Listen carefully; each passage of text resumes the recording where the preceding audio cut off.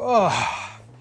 How you going, everybody? Welcome to the video. Let me ask you a question. Have you ever wished that you could quite easily just grab your day pack and take not only all the camera gear that you need, but also your entire editing suite with you, so that when you're out in the field, you can do all of your editing and everything? Well, I do have an answer for you, because right here in my bag is a pocket editing suite. Everything that you need to create your videos and upload your videos is all right here in this tiny little, let's see if, does it fit in my pocket? I'm trying to, does it go? Ugh, look at that. Hang on, oh geez. There it is right there in my pocket, an entire editing suite.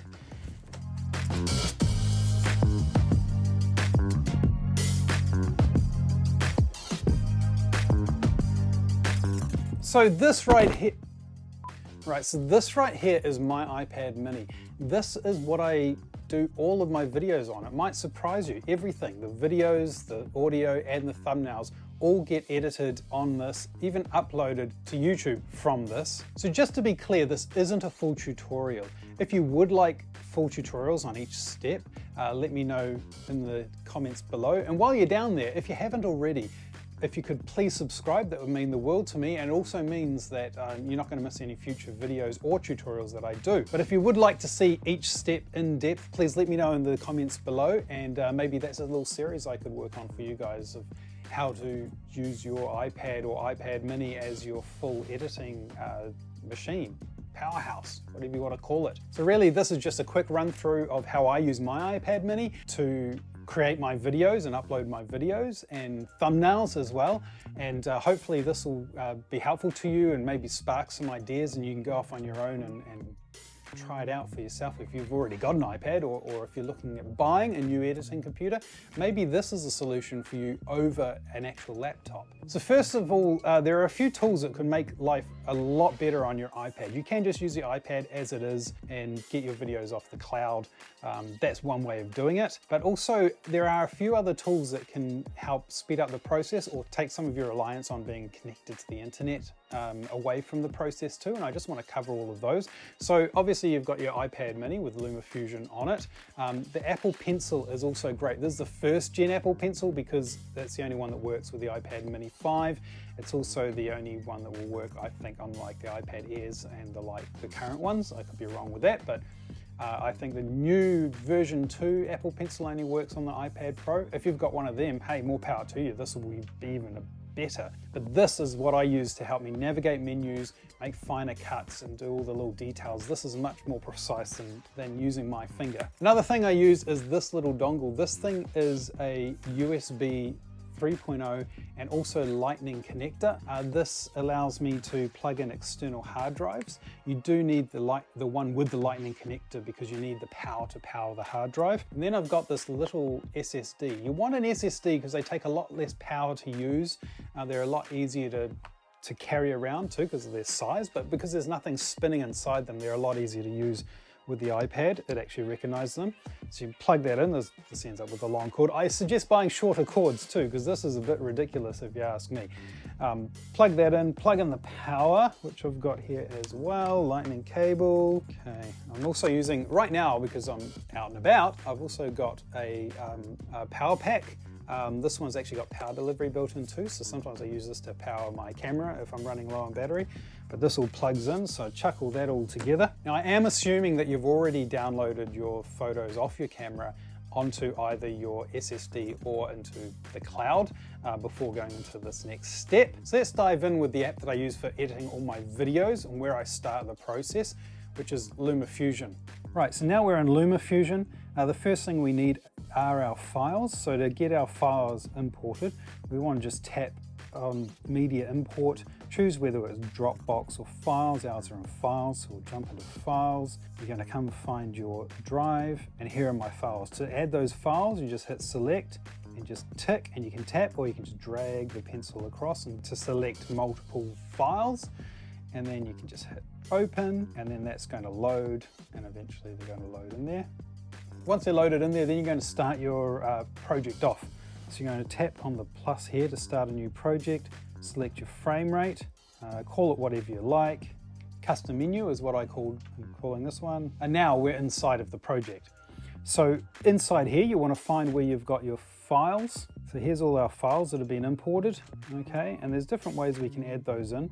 If you tap on a file, you can preview it. You can either play it, or you can scrub through it like this. Look how easy that is. This is why I love using the iPad. Find a file that we want, and then we're just going to simply, you can either double tap it, which adds it straight in, or if I just hit back, you can choose the part of the file that you actually want to use, trim off the edges, and you can hold and then drag it into place.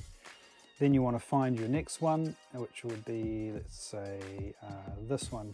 And again, we just want to trim that off to where I start. Drag that over. Now there's a few bits we need to trim up here, so I don't want this. I'm going to come down here to where I'm just about to start talking. Hit cut, tap on the bit I don't want, delete, done. That's how you do a basic cut. And I want to put in a transition, so you tap this little plus icon down the bottom, hit transition, and that puts in a basic crossfade. And you can make that shorter or longer to suit what you're doing. That's your basic drop-in, cut, edit process. Once you've finished going through your main edit, your A-roll as it were, before you throw in your B-roll and everything like that, you want to export it at a low resolution but high resolution for your audio into your Photos app on your iPad. Then you want to come into the next app that we're going to use, which is one called Brusfri, which looks like this. Now this is where you're going to clean up your audio. So this is why you want to basically add like a section at the start of your video with no audio, that's just blank, of you just standing in the room essentially staring at the camera, and that's going to give you your ambient noise that Brusfri is then going to learn from in order to adjust the levels so that it cleans up the audio and takes away some of that background room noise or hiss. So once it's in there, you're going to just hit import extract from video is where you go in Brusfri, and then in your photos you'll be able to find your video here. We're going to just tap on that there and go OK. And it's going to download into here, and we're just going to hit the little air, and you want to do it before it starts talking. So hit the air until it starts, till just before it starts talking, and then it's done its thing. Now you can adjust things. You can adjust the slider up and down a little bit. You can adjust the filters a little bit to a level that you want it to be at. I also recommend just tapping through the timeline just to make sure that it sounds good through most of the timeline, that you're happy with it. Once you're done there, you hit export, call it whatever you want to call it. I usually choose WAV and 32 because I want the best quality file that I can get for this process. It's going to render it, and then choose where you put it in your files. Just in iCloud storage is fine on your iPad. Once you're done there, jump back into Lumafusion, go into Files, find the audio, select it, download it in. Once you've got that downloaded in, drag that down the bottom, and it's there. So next thing you want to do is add in your B-roll of whatever you're shooting. So here we go, we've got the menu there. I'm just scrubbing through so you can see where it is. Once you've got that into place, the next step is just throwing in your music. So throw in your music.